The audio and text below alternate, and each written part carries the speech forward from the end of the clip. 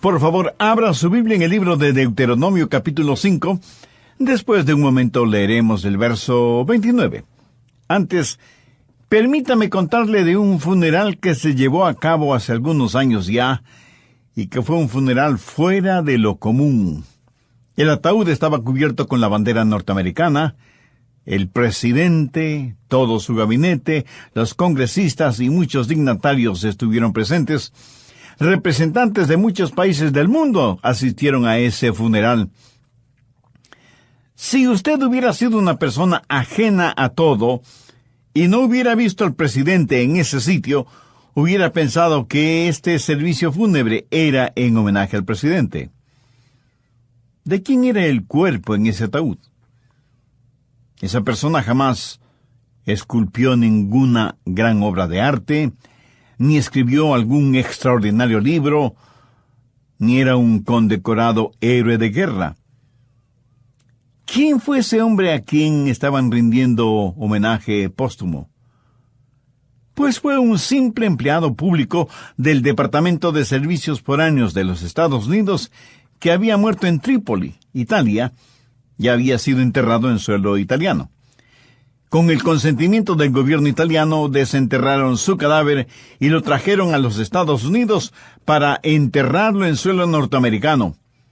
Una banda militar estuvo presente en el aeropuerto tocando melodías marciales mientras soldados de infantería disparaban sus fusiles, 3 rondas de 7 disparos, y la bandera de los Estados Unidos flameaba a media asta. Evidentemente se trataba de una persona importante. Tal vez usted haya oído su nombre, o tal vez nunca lo ha escuchado. Era John Howard Payne. ¿Pero qué es lo que había hecho John Howard Payne? ¿Por qué la gente estaba tan emocionada? ¿Por qué le estaban brindando esos honores póstumos? Por una frase que había escrito. ¿Y cuál fue esa frase? Él, sencilla pero elocuentemente, escribió: placeres y palacios, aunque a menudo los puedo gozar, con toda humildad digo, no hay lugar como el hogar. Esta frase que él escribió ha tocado los corazones de las personas alrededor del mundo hasta el día de hoy. Por eso, como nación, se decidió homenajear a John Howard Payne por haber escrito: no hay lugar como el hogar. Y hoy quiero hablar acerca del hogar, de la familia, porque la familia es un pedacito del jardín del Edén que aún nos queda. Dios estableció a la primera familia en el jardín del Edén, y es como familia que miramos hacia el futuro, al hogar celestial que el Padre nos prepara para la eternidad.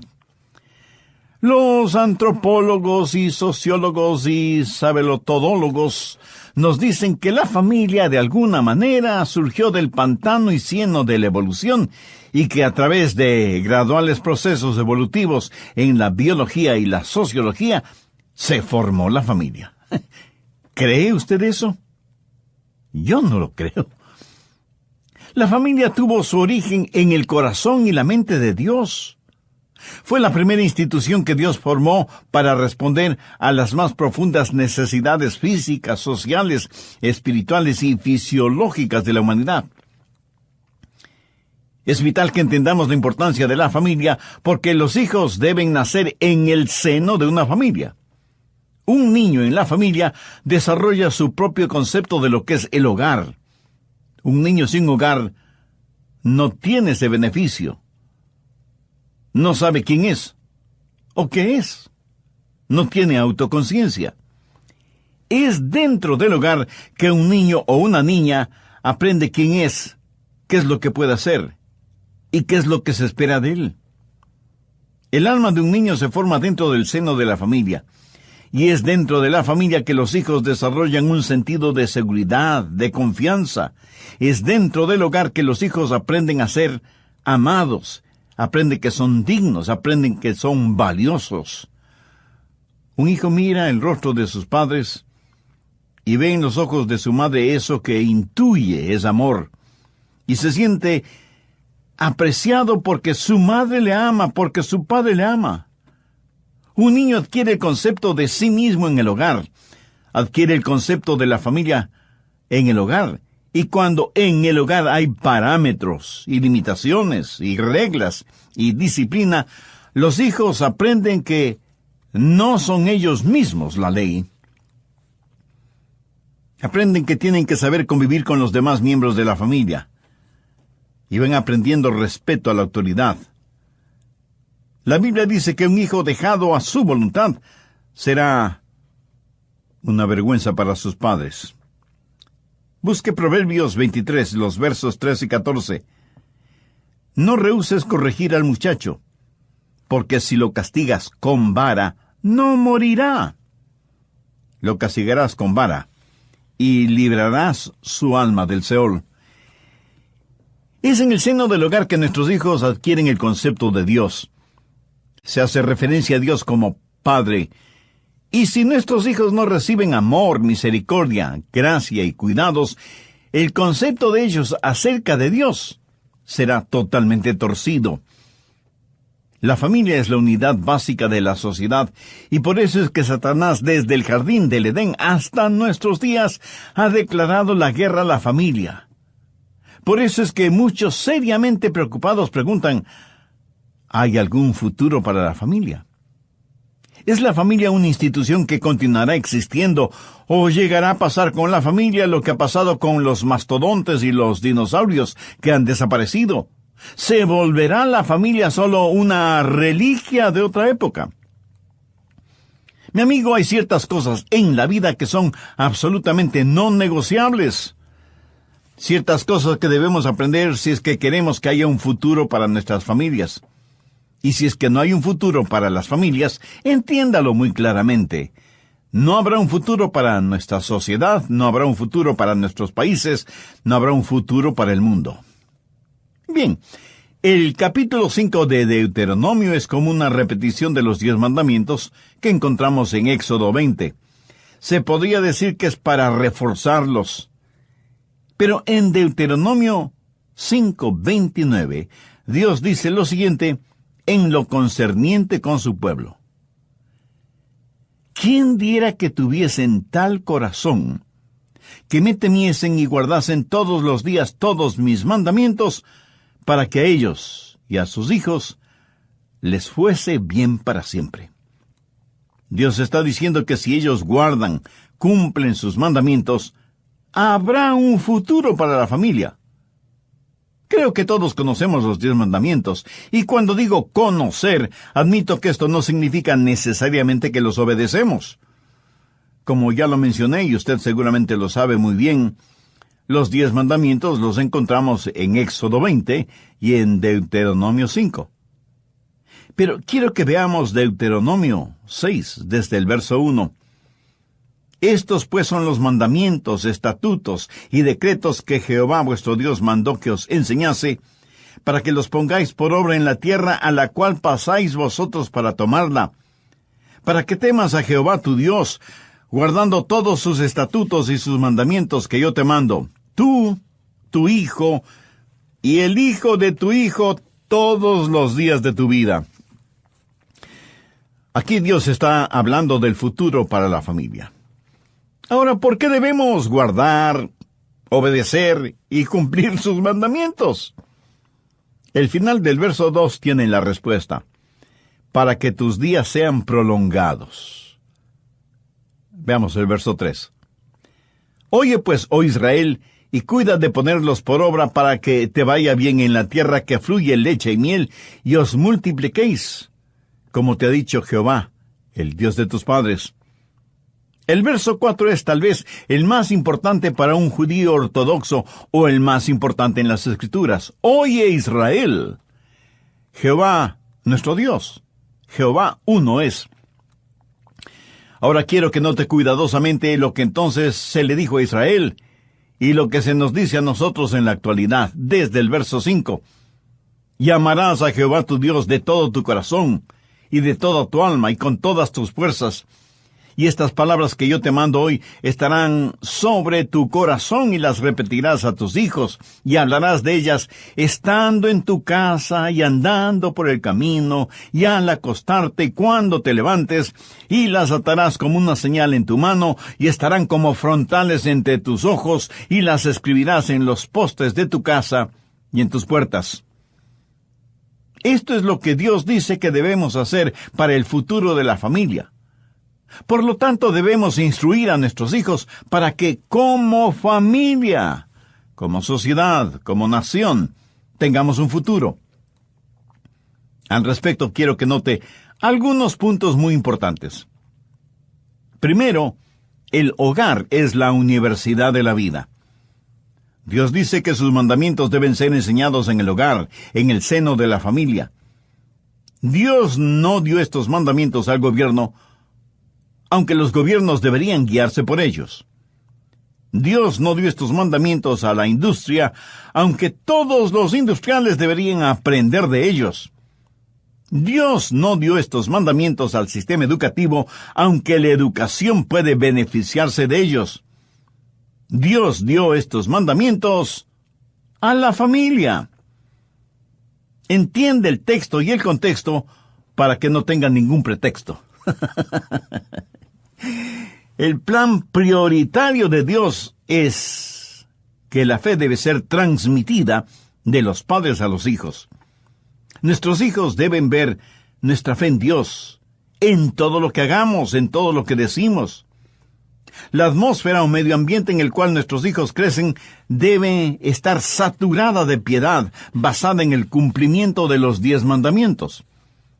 Y porque la familia es el centro, el corazón, el núcleo, el diablo ha declarado una guerra feroz y sin cuartel contra la familia. Segundo, los padres son los profesores en esta universidad. Los padres, y con esto quiero decir papá y mamá, son los profesores. Mire la primera parte del verso 7. Y las repetirás a tus hijos.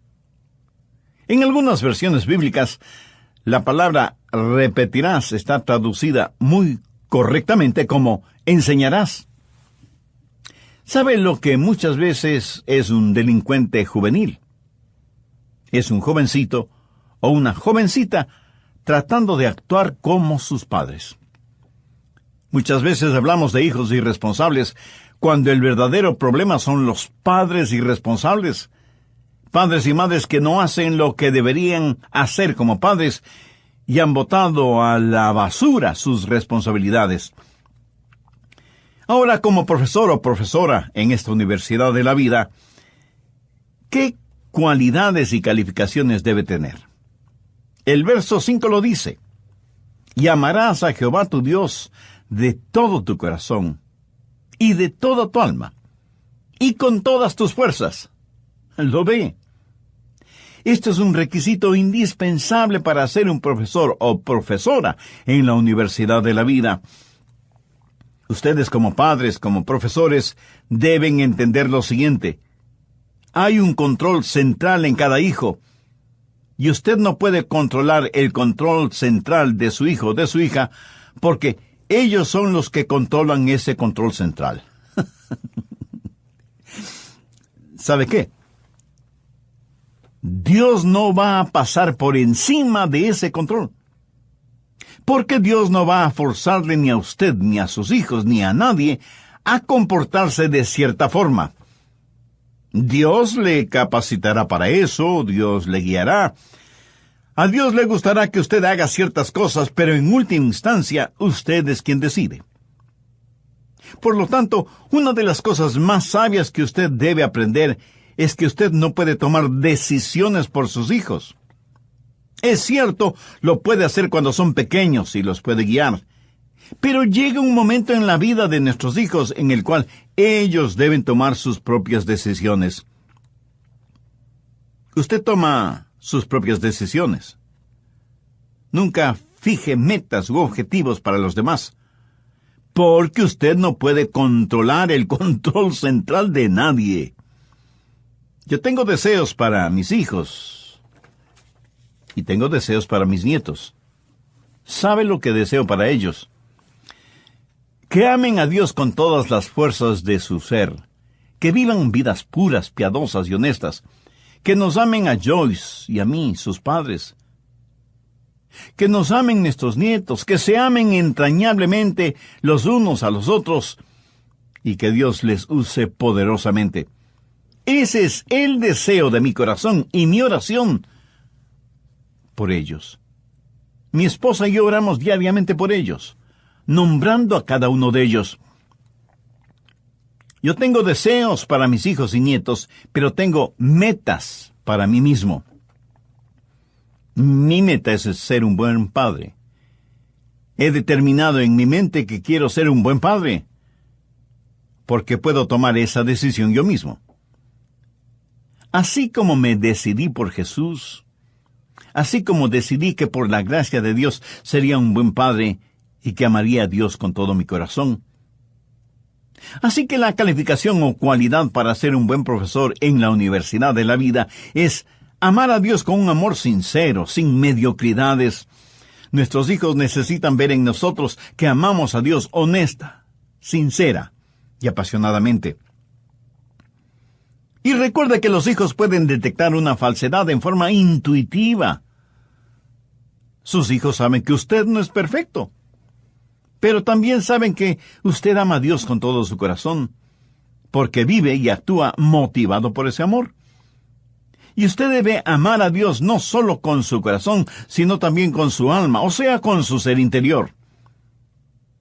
De paso, permítame decir que si usted quiere saber si ama a Dios con toda su alma, hay dos cosas que debe examinar: su chequera o su cuenta de ahorros y su agenda.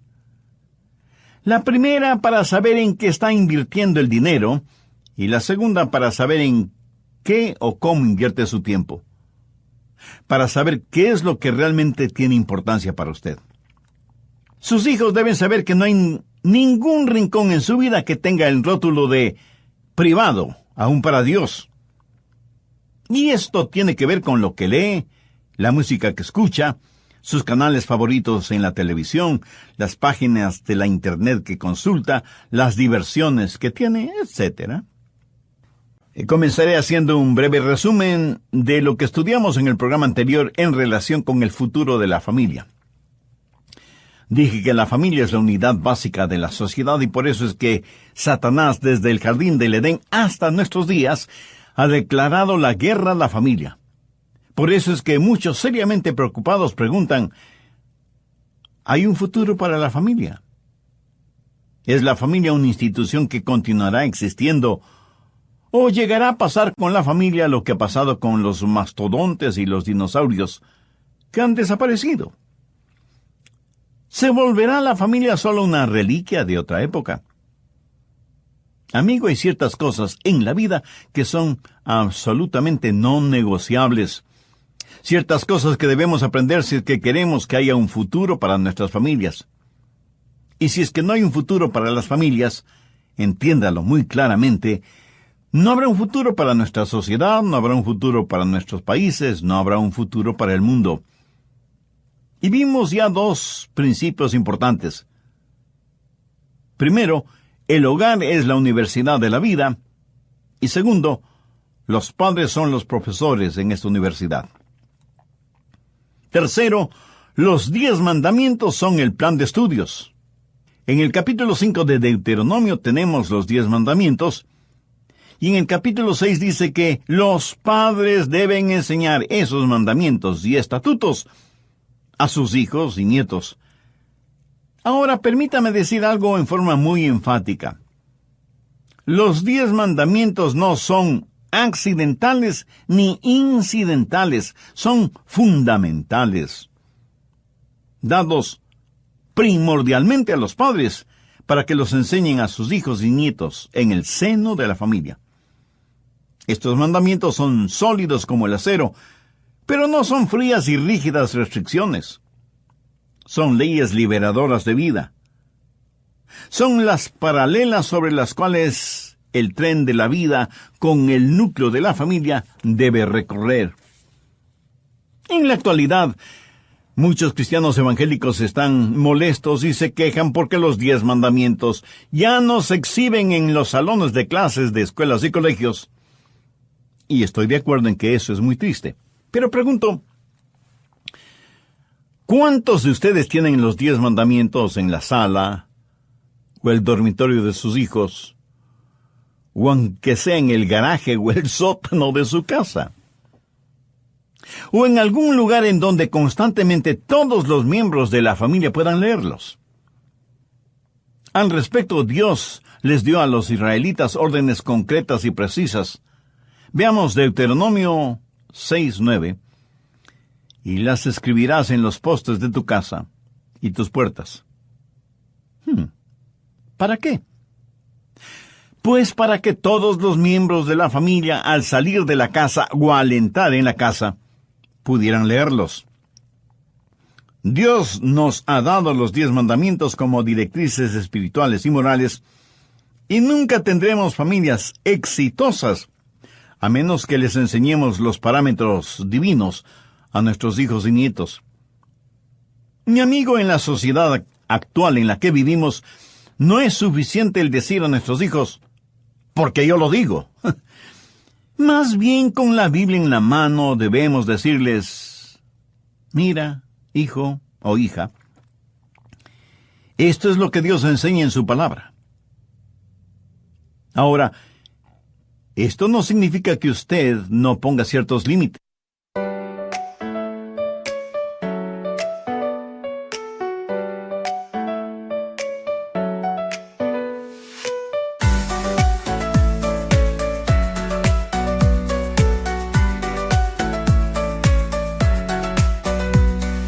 Raindrops falling down my face, like tiny tears in a happy chase.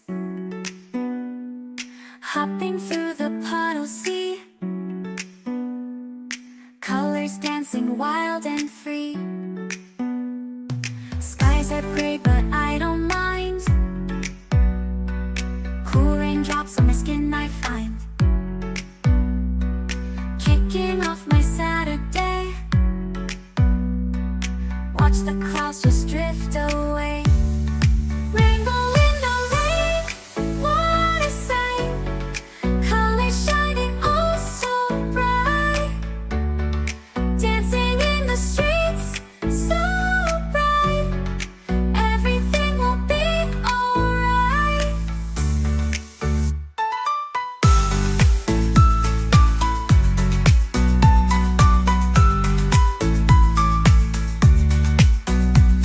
Umbrella spinning, twirling round. A colorful halo on the ground. Music playing on the sand. Skipping beats, the heart will sway. Feel the world come out to play. Lightning cracks, but don't you fear. Magic shines when skies are clear. Raindrops whisper secrets true. A hidden beauty shines right through. Rainbow in the rain, what a sight. Colors shining oh so bright. Dancing in the streets, so bright. Everything will be alright. Raindrops falling soft, peeks through. Rainbow magic, me and you. Smiling faces, hearts, alright. Everything will be alright.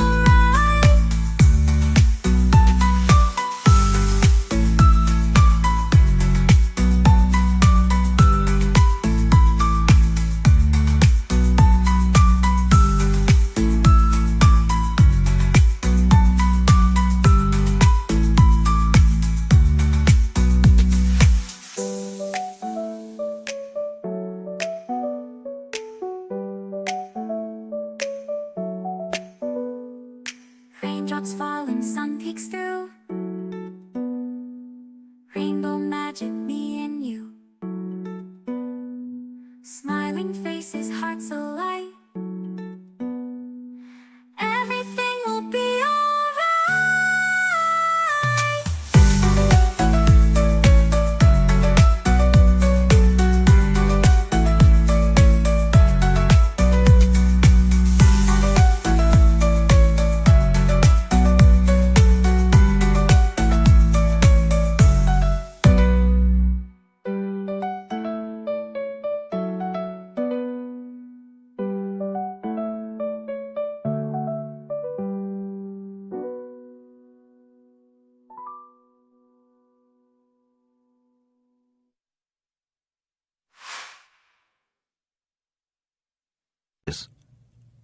porque si nuestros hijos no tienen ciertas reglas, ciertas restricciones, van a crecer con un sentido de inseguridad.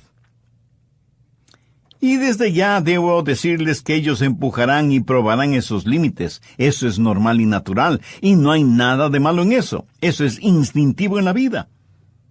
Así que no se sorprenda ni se escandalice, ni piense que sus hijos están tratando de pisotear su autoridad cuando ellos empujan esos límites. Están tratando de ver cuán firme es usted en hacer respetar esas reglas. Oh, es cierto, se enojarán con usted, le llamarán anticuado, fuera de moda, incluso le dirán que le odian. Pero íntimamente le admirarán porque usted hace cumplir los límites impuestos y en cierta forma les ayuda a tener disciplina en sus vidas. Permítame añadir algo más al respecto. Una vez que ha hecho conocer a sus hijos cuáles son los límites, no tiene que estar luchando siempre con sus hijos para que los cumplan. Usted, en consejo familiar, les dice: hijos, en este hogar tenemos ciertos límites, ciertas reglas, por las cuales nos regimos todos. Así ellos saben que esos límites no tienen una dedicatoria especial para ellos, y pudiera ser que los acepten con gusto y hasta con agradecimiento. Pero si usted no establece sus límites, será un largo y arduo camino el que recorrerá en la educación de sus hijos, y cada vez que ellos argumenten con usted irá bajando sus estándares, porque no puso límites y reglamentos claros y definitivos desde un principio. Los 10 mandamientos son, pues, el plan de estudios. Cuarto, los hijos son los estudiantes. El verso 7 dice: ese plan de estudios debe ser enseñado a nuestros hijos. ¿Cuándo hay que enseñarles eso? Pues lo más tempranamente posible y en todo lugar. Y hablarás de ellas, o sea, de las palabras de Jehová, estando en tu casa y andando por el camino y al acostarte cuando te levantes. En simple español, eso significa siempre. Ahora, siendo que nuestros hijos son los estudiantes, necesitan saber que ya están inscritos en esta universidad de la vida, y están inscritos desde muy, muy temprana edad. Francisco Javier fue un muy conocido educador católico, y él alguna vez dijo: permítanme educar a sus hijos hasta los 7 años de edad. Después de eso, les puede enseñar cualquiera. Lo que está diciendo es que el carácter de un niño o una niña está formado para cuando cumple sus 7 años de edad. Una señora le preguntó a su pastor: Pastor, ¿cuándo debo empezar el entrenamiento espiritual de mi hijo? Y el pastor a su vez le preguntó: ¿y qué edad tiene su hijo? Ella le dijo: pues, tiene 5 años de edad. Y el pastor, sin ningún titubeo, le dijo: hermana, usted está atrasada 5 años. Y yo diría 5 años y 9 meses, porque los hijos deben ser entregados a Dios antes de que nazcan. Dios le ha dado a usted hijos para que los críe, los eduque e instruya. Ese es su sagrado deber y responsabilidad. No es la responsabilidad ni del gobierno ni de la iglesia, de la denominación que sea, el criar a sus hijos. Quinto, la vida es el laboratorio. Veamos nuevamente Deuteronomio 6, los versos del 7 al 9. Y las repetirás a tus hijos, y hablarás de ellas estando en tu casa y andando por el camino, y al acostarte, y cuando te levantes, y las atarás como una señal en tu mano, y estarán como frontales entre tus ojos, y las escribirás en los postes de tu casa y en tus puertas. ¿Cómo se debe enseñar la palabra de Dios? Primero, la palabra de Dios debe ser enseñada convincentemente. ¿Qué es lo que dice el verso 6? Y estas palabras que yo te mando hoy estarán sobre tu corazón. Y no se necesita ser un científico para entender que si la palabra de Dios no está en su corazón, pues usted no tiene nada para enseñar. Porque como bien dice el refrán popular, nadie puede dar lo que no tiene, ni enseñar lo que no sabe. Aunque ahora, en nuestro mundo actual, se puede hacer lo primero, y con falsos diplomas académicos, aún los ignorantes están enseñando su ignorancia. Si usted como padre o como madre creyente quiere enseñar honestamente a sus hijos y nietos la palabra de Dios, primero asegúrese de que usted conoce los estatutos, las órdenes, los mandamientos y en general la palabra de Dios. El Salmo 112, los versos 1 y 2 dicen: Bienaventurado el hombre que teme a Jehová, y en sus mandamientos se deleita en gran manera. Su descendencia será poderosa en la tierra. La generación de los rectos será bendecida. ¿Sabe que mi esposa y yo no solo oramos por nuestros hijos y nietos, sino también por nuestros bisnietos? Aunque a lo mejor no lleguemos a conocerlos en la tierra. Porque ellos serán nuestra semilla, nuestros descendientes en este mundo. Segundo, la palabra de Dios debe ser enseñada creativamente. El verso 7 dice: y las repetirás a tus hijos, y hablarás de ellas estando en tu casa, y andando por el camino, y al acostarte, y cuando te levantes. Y no es cuestión de que usted y su familia súbitamente se vuelvan religiosos, y tratan de aprender a toda velocidad algunas cosas de la palabra de Dios. Tratan de lograr en una semana o en un mes lo que toma toda una vida: conocer la palabra y la voluntad de Dios.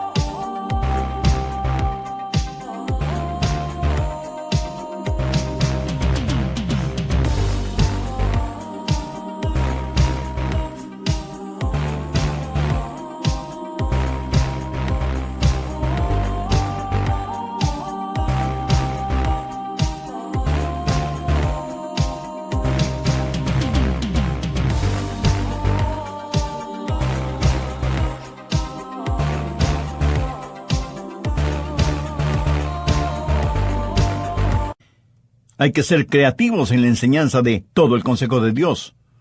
No lea usted solo la Biblia, a menos que sea parte de sus devociones personales. Pero cuando está con toda su familia, asigne a cada miembro de su familia, incluyendo a los hijos que ya saben leer, una porción bíblica o un versículo. Cuénteles historias bíblicas, como cosas reales y verídicas, y no como relatos de ciencia ficción. Invente juegos bíblicos, memorice versículos, escuche con su familia buena música cristiana, asista con sus hijos a conciertos juveniles que no sean solo un espectáculo tipo Hollywood, sino que sea algo que en verdad trae honor y gloria a Dios. Si quienes no conocen a Dios son tan creativos al presentar sus ideas en todos los niveles de la actividad humana, ¿somos nosotros, llenos del Espíritu de Dios, menos creativos que ellos? Hay que enseñar la Biblia creativamente. Tercero, hay que enseñar la palabra de Dios consistentemente. ¿Cuántos de ustedes son consistentes y diligentes enseñando, instruyendo a sus hijos? Busque Isaías 28, los versos 9 y 10. ¿A quién se enseñará ciencia? ¿O a quién se hará entender doctrina? ¿A los destetados? ¿A los arrancados de los pechos? Porque mandamiento tras mandamiento, mandato sobre mandato, renglón tras renglón, línea sobre línea, un poquito allí y otro poquito allá.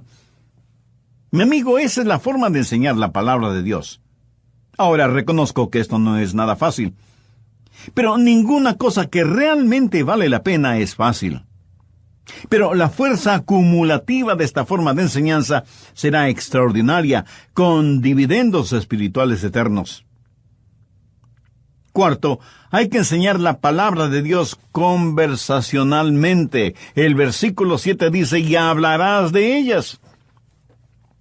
No es cuestión simplemente de decir palabras, sino que esas palabras sean parte inteligente de nuestras conversaciones. Y si ustedes son padres o ya son abuelos que conocen a Dios, encontrarán cada oportunidad, cada día, para conversar con otros acerca de la palabra de Dios. Pero, por sobre todas las cosas, no administre la palabra de Dios como si es que estuviera dando a sus hijos, nietos o vecinos un purgante o aceite de bacalao. Y cuando hable de las cosas de Dios, no lo haga como si estuviera dictando una cátedra. Ni los profetas, ni Jesús, ni los apóstoles lo hicieron así. ¿Qué razón tiene usted para tener poses académicas cuando está conversando acerca de la palabra de Dios? Verá, la fe es captada tanto como es enseñada. ¿Ha notado cuán fácilmente aprendemos lo malo y negativo? ¿Y qué esfuerzo nos cuesta aprender lo bueno y positivo? Cuide sus palabras. Si tiene hijos, recuerde que esos oídos lo escuchan todo, aunque a veces, especialmente cuando les ordenamos hacer algo, parece que fueran totalmente sordos.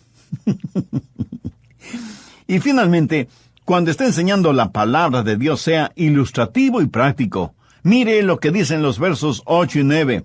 Y las atarás como una señal en tu mano, y estarán como frontales entre tus ojos, y las escribirás en los postes de tu casa y en tus puertas.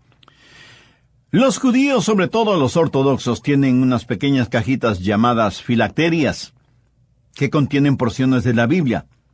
Las llevan amarradas en la mano izquierda o sobre la frente entre sus ojos. ¿Por qué lo hacen? Porque para ellos esto tiene un significado muy profundo que algo debe enseñarnos a nosotros. La palabra de Dios entre sus ojos sobre la frente simboliza que todo lo que uno piensa debe estar controlado por la palabra de Dios. Y la palabra de Dios amarrada en la mano quiere decir que cualquier cosa que uno haga debe estar dirigido por la palabra de Dios. Pero aquí hay un principio muy importante. La palabra de Dios debe ser evidente. Mire lo que dice el verso 9, y las escribirás en los postes de tu casa y en tus puertas. En otras palabras, la atmósfera de su hogar debe prácticamente enseñar la palabra de Dios. Sí, Dios ha prometido un futuro para su familia, pero depende de los padres, porque es su responsabilidad el enseñar a sus hijos la palabra de Dios. El pastor, la iglesia, los maestros de la escuela dominical, programas radiales como este que está escuchando, son de alguna ayuda. Pero el gran problema que existe en nuestro mundo moderno son los padres y madres que no cumplen con la responsabilidad que Dios les ha dado como padres. Los hijos no encuentran en sus padres el ejemplo que deben imitar. Y una sociedad que diariamente trata de eliminar todo vestigio de Dios y de su palabra del contexto cotidiano no es el mejor ejemplo para nuestros hijos. ¿Tiene usted un propósito para vivir y una esperanza para morir? ¿Quiere tener poder espiritual en su vida? Todo llega cuando Jesucristo es una realidad en nuestra vida. Si esto no es cierto en su vida, le invito a orar conmigo la siguiente oración. Querido Dios, sé que me amas y quieres perdonarme y salvarme. Y yo necesito ambas cosas, perdón y salvación, porque soy un pecador. Y mi pecado lo que merece es tu juicio. Pero vengo a implorar tu misericordia.